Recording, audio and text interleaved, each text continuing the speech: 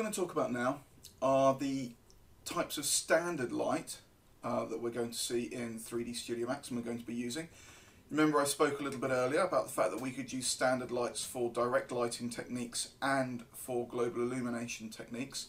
So really we need to kind of get to understand them and see what they're all about.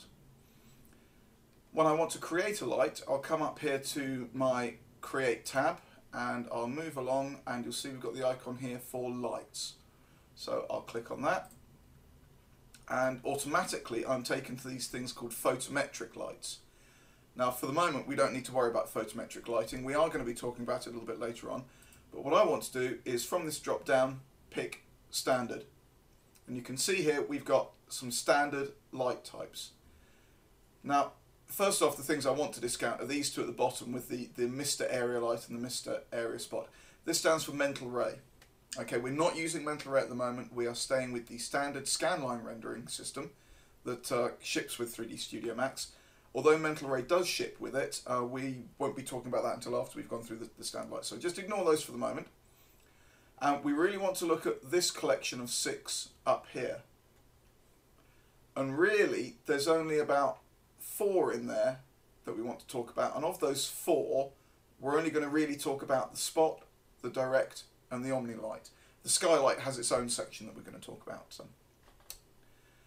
So I'm going to start off with probably the simplest light to use in any scene, and that's the Omni Light. So I'll click on the word Omni, and you see it's now enabled, and I'll click once in my scene. Now one thing to remember about this is all of these options for these lights, they're called sticky keys. So I've still got this Omni switched on, it's still enabled. What I'm going to need to do is somewhere in my viewport I'm going to need to right click, and that will just disable me from continually creating an Omni Light. So with that done, the next thing that you'll notice is that your scene has gone very, very dark. Okay, well what's happened is, for the areas of the scene which are not being directly lit by the light source, the default light that we have in the scene has turned itself off.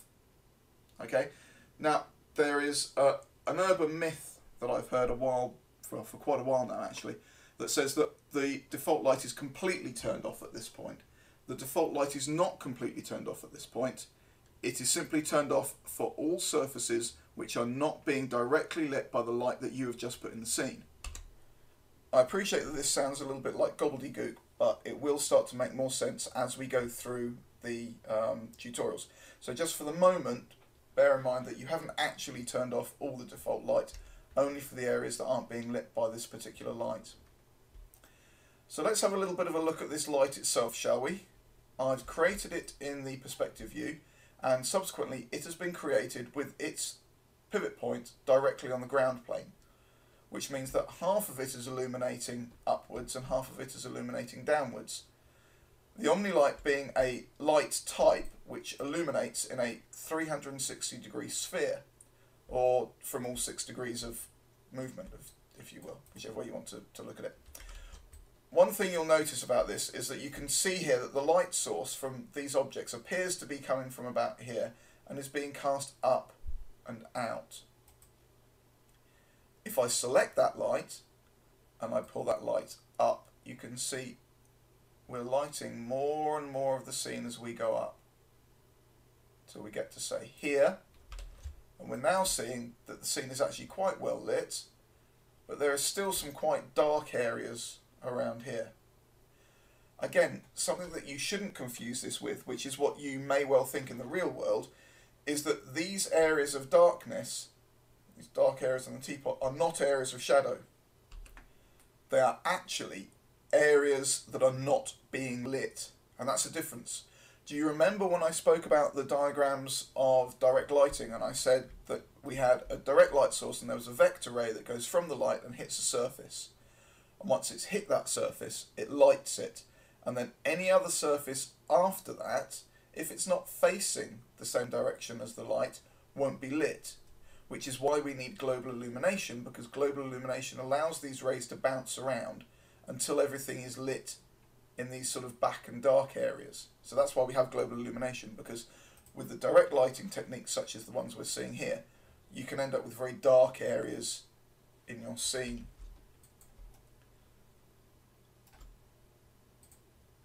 So without actually getting into any of the parameters here, because the parameters for this light are very, very similar to the other two lights, I want to very briefly move on to one or two of the other light types that we've got. Omni Light's fairly simple. You pick it up, you move it around. Oh, look, there's the highlight. It's moving around. We've got a light source coming from different directions. You can see it's lighting and not lighting various parts of the scene. That's all I need to know. The next type of light type that I have here, let's just get rid of some of these. The next type of light type that I have that I'm going to talk about is the spotlight. Now this comes in two variations. You've got a target and a free. Now previously we've spoken about cameras, and the cameras came in two options as well. They came in a target camera and a free camera, and spotlights are exactly the same. There's absolutely no difference between the way that they work. If I click a free spotlight and I click in my front view and then I click in my left view, you can see that I've created two lights with light cones, and neither of them are lighting my scene because neither of them are pointing at the scene. Even if I point down and click in the Z, I've still got to move my light in order for it to illuminate the scene. So we'll get rid of both of those, and I'll use my target spot instead. This is far more useful, and I'll click to create the light somewhere above the scene, and I will drag its target down towards and in the scene. And there you go. I'm now illuminating the scene. Because this is a light cone, if I were to move this object down, you can see the light cone shrinking and shrinking, and subsequently so does the area that we are illuminating. If I was to press my little teapot over here and create a production render, you can see I'm not lighting very much of the scene at all. However, if I pull up, press render again, we're lighting a lot larger area of the scene. Okay, so that's something to bear in mind as well. Another thing to bear in mind is the fact that we've got, actually, you can see here, there are two lines. There's an inner and an outer cone. And we really need to start talking about what they do. And for that, we're going to go to our Modify tab. And again, I'm going to ignore most things apart from the spotlight parameters. And again, we come back and we talk about all these in a moment, so don't worry about it if you're concerned about what's in here. Really, all I need to do is to open up the spotlight parameters, and I need the hotspot beam and the fall-off field. If I reduce that hotspot beam down and I look to my my intensity, color, and attenuation, the lights have a value. Okay, so it's a bit like a 50-watt bulb. Okay, if we call this multiplier 1, just for the sake of argument, we'll call it a 50-watt bulb. Okay. So the light inside of here is my multiplier value of 1, or my 50-watt bulb. And then, of course, everything outside this outer cone doesn't get lit, doesn't get illuminated. So by making my hotspot beam smaller, I'm creating an area between 1 and 0 where there is a fall-off of intensity. Yeah? So if I make this very, very small now, and we come in and we have a look at what the render's going to look like now, you'll see a very soft edge to this shadow. In fact, to this light rather, not to the shadow, but to the light, which looks quite nice, it's quite pleasing. If I increase this right out, there you go. You see, although there's a little bit of an edge to it, there's not a huge amount in there. So we can control how soft the edges of our shadows look simply by controlling the angle of the hotspot and of the beam of light. So, culling off that dialog and deleting this again, if I go back to my 4 views, create light. The other type I want is a direct light. I'll click, oh, that's target direct, so free direct, free direct. Again, exactly the same as spotlight in the way that it's created, the free light. So the one we really want is the target direct. And you can see here it's illuminating the scene with what appears to be a cylinder of light. Now notice that from my spotlight parameters, or my directional parameters here, I've still got the same relative value for my direct light. And this direct light is like a cylinder of light. So if I press render, you can see that cylinder of light does not change in size or diameter whether or not the light is closer or further away from the objects. One thing that I will say about this is the difference between this type of light source, and if I go back and I create a target spot,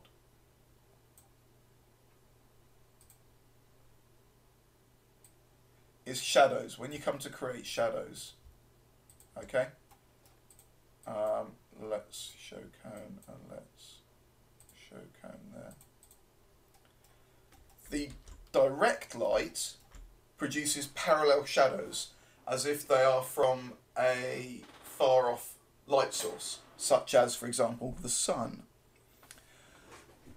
Whereas a spotlight will create shadows that go sort of in the same angle as the cone that you're using. There are a lot of architectural renders and a lot of people who say, oh yes, well, of course, parallel shadows, much more accurate, much better looking. Yeah, apart from the fact they look a little bit odd, because they're so parallel and they're so perfect, and nature just isn't like that. Okay, no matter what you think, you've got the curvature of the Earth, you've got all sorts of things that have to be taken into account. So what I prefer to do when I'm creating a far off light source for an exterior render is I would probably take this light here, the spotlight, and I'll bring it all the way up, and I would probably do something like reduce it right down. So I would get this diameter that would fill the whole scene simply by moving the light a long way away, and you will get a similar sort of effect that you will get if you move it far enough away. You will get the same effect of having parallel-ish shadows that you would get with a direct light, but what will happen is you will have just a little tiny little bit of angle on them. And really, for me, that's what sort of sets your work apart. It's just that tiny little attention to detail there. Not just following what everyone else is doing, but just stopping and thinking about what things are going to be like and how they're going to work. So one thing we also need to know about the lights, and again, this is the same with the cameras, I can pick the light up, the target light, and move it around. I can click the target and I can move that around. Or if I click on the blue line, I can move both of them around. Okay, so that's very, very useful to know. So let's come back and let's move this around. There we go. And let's just have a look at some of the parameters that we might be using within our lights. And bear in mind, this is saying whether I'm using a spot, a direct, or an Omni. Okay, the stuff I'm going to talk about now is the same no matter sort of which light you're looking at. So we've got over here, we've got the hotspot and the beam, and as I said, you know, this is going to have the same multiplier. It's going to fall off, so we're going to have a graded shadow there. So that's your spotlight parameters. You'll find that with spotlight and direct light parameters, this will simply say direct parameters or direct light parameters there, but the hotspot and the beam will be the same thing. I can have a circle or I can have a rectangle there for my light, and I can obviously make that larger or smaller. I can also, and this is probably something you'll find quite interesting, scale the light and scale the shape of the light as well. So that's always quite an interesting one to play around with. What I'm really interested in though is this intensity, colour and attenuation up here. I've got, if I just press render quickly at the moment, here's my rectangular light shape. No, that's completely different. Let's try and get the right one. Oh, there we go. Okay, so right angles to itself. I've got here the multiplier. Now this is what I was saying. This is like your 65, your 30 watt bulb or whatever it is.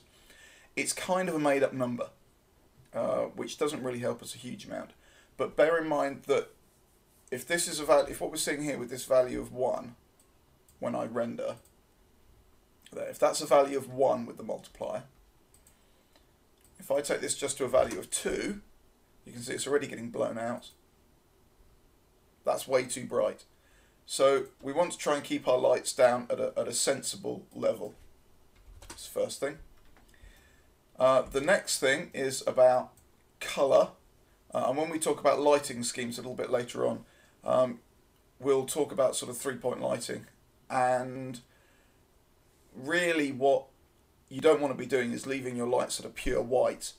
You never find the colour pure white in nature, so you should never be using it in your renders. You will find that you end up with work that looks very, very blown out, looks extremely blown out and very strange. So yeah, I wouldn't worry about using white too much. What we really want to do is, for the main light in your scene, you probably want to make it yellow and or a very, very light yellow, and for the rest of them, a very, very light blue. But we'll talk about that a little bit later on, so don't worry too much about that.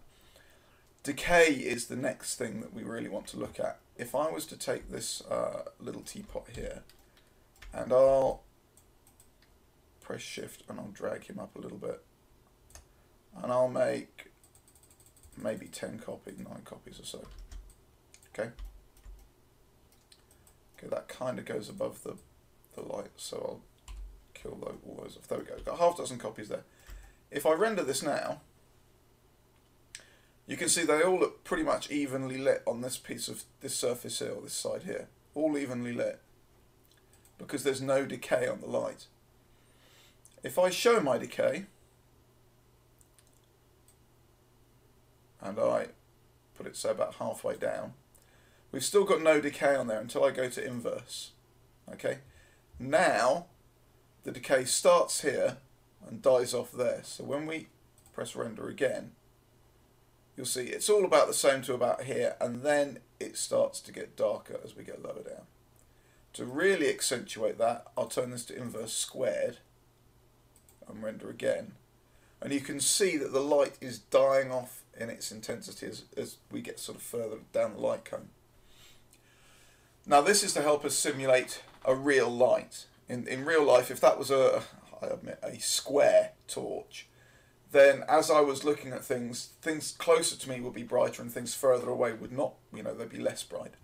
So that really helps you kind of simulate real light using just a standard decay on there. I can also have something called an attenuation, and we've got near and far attenuation. So if I show you my far attenuation,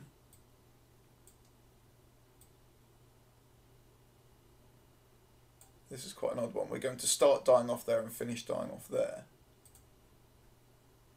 So we've actually killed this off early.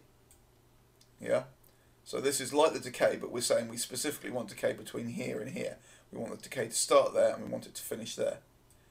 In the same way, we can have a near attenuation, which is even stranger, because what I can say is that, let's have this down, there we go.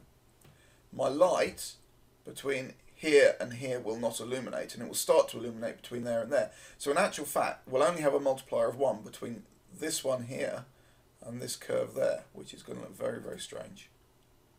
There you go. So we're only illuminating this specific area. And then, on top of that, I can add a decay, which starts to make it decay off even more. So, and you can see within that, you've got even a decay over these two. So you've got an awful lot of very, very fine control in there. Now, I'll admit that we've got these cross sections here, and let me move this back to being more like a circle, because it makes my head hurt when it's not. We've got several sets of these circles here that look very, very odd, but it's really, the near attenuation is where the light starts to come in, so it starts to come in there and then it's fully in here. The far attenuation is where it starts to die off and then it's fully died off here. And then your decay, which is obviously just the overall decay on the light anyway. Obviously, you don't have to use any of those, but they are there just to help you control what's going on with your light. Really very, very useful. The next thing we're going to start talking about for the next section of these videos is going to be shadows. So that's the next one for us to move on to.